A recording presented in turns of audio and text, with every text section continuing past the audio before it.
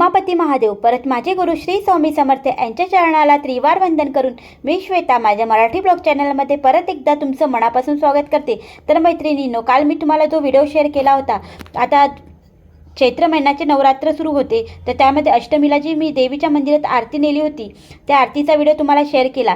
तर आज अष्टमीच आहे, परत मंगळवारचा दिवस होता, तर म्हटलं चला या निमित्ताने आपण कन्यापूजनही करून घेऊया। म्हणून ना मी संध्याकाळी काही मनातही नव्हतं, म्हटलं नवमीच्या दिवशी वगैरे कन्यापूजन करीन, पण अचानकच मी ठरवून घेतलं, नाही म्हटलं आज अष्टमी आहे तर आपण आजच करूया। आणि परत ना मागच्या घरी मुली येणारच होत्या, तर त्या सगळ्या मुलींना मी माझ्या घरी बोलवलं आणि वेळेवर तयारी केली आणि देवीच्या कृपेने माझं सगळं काम एकदम व्यवस्थित पूर्ण झालं। म्हणजे म्हणतात ना, जी आपण इच्छा मनात ठेवतो ती इच्छा पूर्ण करायला देव असतो, फक्त इच्छाशक्ती प्रबल असायला हवी। बस माझ्या बाबतीतही तेच झालेलं आहे। तर काय झालं, चला म्हटलं आता आपण देवीचा म्हणजे आता नवरात्राचा आपण स्वयंपाकच करत आहोत, स्वयंपाक आपण गोड पदार्थांनी करूया। म्हणून ना मी इथे शेवयाची खीर करायला घेतली। काही माझी पूर्वतयारी काहीच नव्हती मैत्रिणींनो, मी खोटं बोलणार नाही, पण मी एका तासात स्वयंपाक हा आवरलेला आहे। तर एक तासही म्हटलं की नाही तर काय माहीत। तर चला मग आता मी सुरुवात म्हटलं गोड पदार्थांनी करावी, म्हणूनच मी ते पहिले शेवयाची खीर केली आणि पटकन मी आलूच्या चकत्या केल्या। मी म्हटलं आज तर कांदा लसूण आपल्याला काही वापरायचं नाही आहे, कारण की आपण कन्यांना जेव्हा कन्यापूजन करतो तेव्हा तुम्हाला माहीत आहे दुर्गा मैया किंवा जी वैष्णवी माता आहे तिला कांदा लसूण बिलकुल अजिबात चालत नाही। तुम्ही स्वतः खाऊ शकता त्या दिवशी, परंतु आपल्याला ना जो कन्यापूजनचा स्वयंपाक आहे तो बिना कांदा लसूणचाच करायचा असतो। तर फक्त मी हिरव्या मिरचीची पेस्ट घालून फक्त छान अशी पिवळी भाजी करणार आहे, म्हणजे जास्त तिखटही नाही जास्त काही नाही। मुलींना तर छोट्या छोट्या मुली आपल्या त्या तर जास्त काही तिखट खाऊ नाही शकत, म्हणून मी थोडंसं मिरचीच्या पेस्टचीच करणार आहे।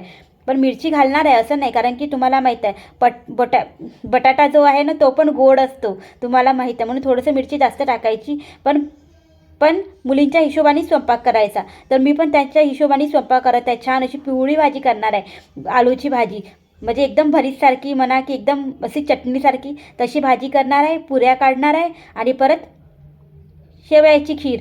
आता म्हटलं पुलाव वगैरे नाही करत, आता मागच्या घरी पण त्या मुली तिथून खाऊन येणारच होत्या, फक्त तिथं तर म्हणा खीरपुरीच केली होती। मला माहीत होतं पण आपल्याकडे कमीत कमी पोटभर जेवण करून जाईन अशी माझी इच्छा होती, म्हणून मी म्हटलं पटकन नाही पुरी भाजीच आपण करावी। पण मी तर पूर्णच स्वयंपाक करते, मी कधी पण मी जेव्हा कन्याभोजन करते ना, कन्यापूजन म्हणा की कन्याभोजन म्हणा, तेव्हा मी पूर्ण स्वयंपाक करण्याचा प्रयत्न करते। फक्त पुलाव फक्त नाही बनवलेला आहे, पण मुलींनी खाल्लं आहे, जेवढं त्यांना वाटलं तेवढं त्यांनी मन भरून खाल्लं। आणि मग जेव्हा मुली खातात आपल्याकडे जेवण करतात पोटभर, तेव्हा तर आपण तर त्यांचं तर पोट भरतोच म्हणा, पण आपल्या मनाला जी एक शांती मिळते ना, एक म्हणजे मनातून जी आनंदही मिळतो तो वेगळाच असतो। तर चला मग आता तुमच्याशी बोलता बोलता मी भाजी फोडणी घालून घेतलेली आहे। आलूची भाजी मिरचीचा पेस्ट आणि जिरं वापरूनच केलेली आहे, बस तिखट नाही वापरलेला आहे, हळद घातलेली आहे आणि त्यानंतर चवीनुसार मीठ घालून घेतलेलं आहे बस। आणि कमी गॅसवरच छान अशी शिजू देणार आहे। जर मला माहीत असतं तर जर मी पहिलेच ठरवलं असतं तर हे आलू बटाटे जे म्हणा ते मी पहिलेच कुकरमध्ये लावून घेतलेले होते, पण वेळेवर तयारी केली त्यामुळे हे असं सगळं झालं। तर मग म्हटलं माझ्याकडे श्रावणी आहे, तिला म्हटलं की जा तू दूधचा पॅकेट घेऊन ये आणि सोबतच म्हटलं की जे काही चिल्लर वगैरे आपण देतो दक्षिणा म्हणून ते घेऊन ये म्हटलं, कारण की मला काही वस्तू आणायला वेळ मिळालाच नाही। तुम्हाला सांगितलंच मी की हे मी सगळं वेळेवर केलेलं आहे आणि खरंच सांगते, मनातून सांगते, माझ्या माता राणीच्या कृपेने सगळ्या गोष्टी बरोबर पार पडल्या आणि मला कोणत्याही गोष्टीची धावपळ करावी लागली नाही। मेन म्हणजे चिल्लरसाठी नाही ना, कोणत्याच गोष्टीसाठी नाही। तर बाकी सगळ्या गोष्टी तर आपल्याकडे राहतेच म्हणा, अन्नपूर्णाची एवढी कृपा आहे की आपल्याकडे सगळं भरूनच राहते।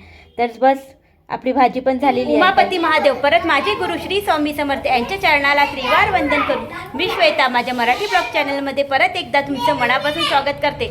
तर बघू शकता एका साईडला खीर केली मी, एका साईडला आलूची भाजी केली, म्हणजे बिना अद्रक लसणचीच केली आहे, कारण की 9 कन्यांना हे सगळं अद्रक लसण नाही चालत। तर पहा मुलं येऊन तयार पण झाले, पण माझं झालंच नाही। मागच्या घरी गेल्या होत्या त्या, तर मागच्या घरी गेल्या तर म्हटलं मी पण तुरंत करून घेते, म्हणून मी पटकन स्वयंपाकाला लागली, तर पटकन तिथून येऊन पण गेल्या आणि बसल्या आहेत। म्हटलं 10 मिनटं तुम्ही थांबा, मग तुम्हाला सगळ्यांना देते। तर बघू शकता माझ्या कन्या छोट्या छोट्या कन्या आलेल्या आहेत। ए हाय करा ग,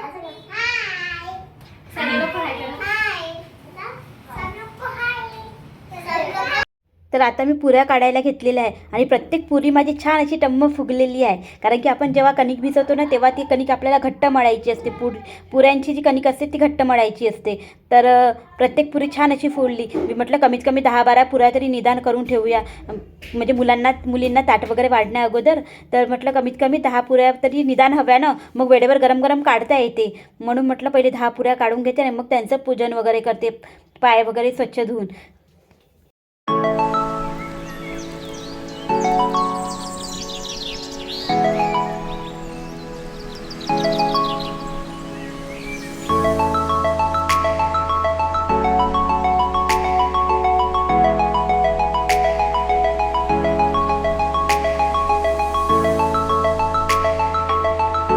तर म्हटलं सगळं आवरून घेतलं तर सगळ्यात पहिले म्हटलं देवाला नैवेद्य दाखवते. कारण की संध्याकाळचे 7 झालेले होते. दिव्याबत्ती झाल्यानंतरच मी माझं कन्यापूजनला सुरुवात करणार होती. तर मग एक देवाचा नैवेद्य आणि एक तुळशीचा नैवेद्य काढला. तर ना आमच्याकडे ना कन्यापूजन ना नवमीच्या दिवशी करतात. त्या नवरात्रात तर करतात, पण हे चैत्र महिन्याच्या नवरात्रात पण नवमीच्या दिवशी करतात. तर नवमीच्या दिवशी मुलींना सकाळपासून मुली एवढ्या बिझी राहतात, कारण की त्यांना एक घर झालं की दुसरं घर, दुसरं घर झालं की तिसरं घर.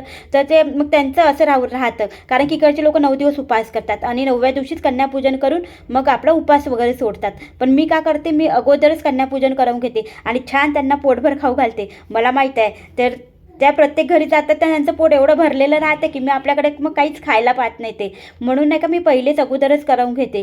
तर आणि ते लोक मग पोटभर खातात ना, मग त्यांना मन भरून खाऊ घातल्यावरही आपल्यालाही तेवढाच आनंद होतो. मी तर हे तर तुम्हाला सांगितलंच. तर त्यामुळे ना आता माझी 9व्या पण दुसऱ्या दिवशी, काल तर अष्टमीला तर मी आदल्या दिवशी करूनच घेतलं, पण दुसऱ्या दिवशी नवमीच्या दिवशी तर तिला रामनवमीच्या दिवशी बिलकुल ती घरी नव्हती. सकाळपासून निघाली तर एकदम थेट दुपारी घरी आली वापस, म्हणजे कन्यापूजन करून. पहा, म्हणजे इकडे नवरात्राला खूप जास्ती महत्त्व देतात. थोडीशी घाई झाली म्हणा, कारण की मुली म्हटलं की घाई तर होणारच आणि प्रत्येकांना घरी जायची घाई असते. त्यांच्या घरी त्यांचे पॅरेंट्स पण वाट पाहत राहतात. मग ना म्हणून काय केलं, मग श्रावणी पण सोबत होती, परत हे होते, यांनी पण मला भरपूर मदत केली. त्यांनी पण ग्लासाचे पाणी वगैरे भरून ठेवून दिले, ग्लासमध्ये पाणी दिलं, परत वाढू पण लागले मुलींना, सर्व पण करू लागले. तर इकडे मी गरम गरम पुऱ्या काढत होती तर हे लोक इकडे वाढत पण होते. तर असं मिळून मिसळून जर कोणतंही काम केलं तर निश्चितच ते पूर्ण होणारच आहे.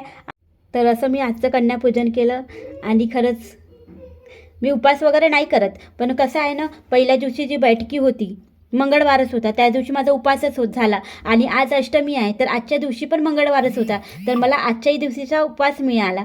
म्हणजे माझी बैठकी आणि अष्टमी दोन्ही उपवास मला मिळाले आणि खरंच, आणि नवरात्र पण माझे छान गेले, यावेळेसचे खूप छान गेले. तर जेव्हा केव्हा तुम्ही कन्यापूजन करताना त्यासोबत एक मुलगा आवश्यक पूजा. असं म्हणतात की ते भैरवनाथच्या रूपाने तो मुलगा येतो आणि नऊ कन्यासोबत एक भैरवनाथ पण पूजला जातो. म्हणून ना मी मुलांना पण बोलवते. असं नाही, जेवढे मुलं आले तेवढे. माझ्याकडे तर 2-3 मुलं आले होते मुलींसोबत, तर मला त्यांचंही पूजा करण्याचं सौभाग्य मिळालं. तर ना आपण इकडच्या मुलींच्या जेव्हा पाया पडतो ना, तर तेव्हा ना छान असं मनातून त्या लोक आशीर्वाद देतात आणि खरोखरचा हात डोक्यावर ठेवतात. ही गोष्ट खूप आश्चर्याची आहे.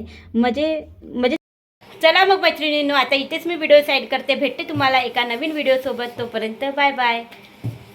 श्रावणी पुरी काढून देते, हिची मला खूप मदत झाली म्हणा का. श्रावणीला खूप मदत झाली आणि इतकी घाई झाली मुलींची, इतकी घाई झाली आज का सांगू. इकडे मुलींना माहूर लावतात ना पायाला, त्यांचे हात धुतले तर पूर्ण लाल लाल झालेला आहे. खूप घाई झाली रे बाबा आज तर. चला मग आता इथेच व्हिडिओ साईन करते. भेटते तुम्हाला एका नवीन व्हिडिओसोबत. तोपर्यंत बाय बाय.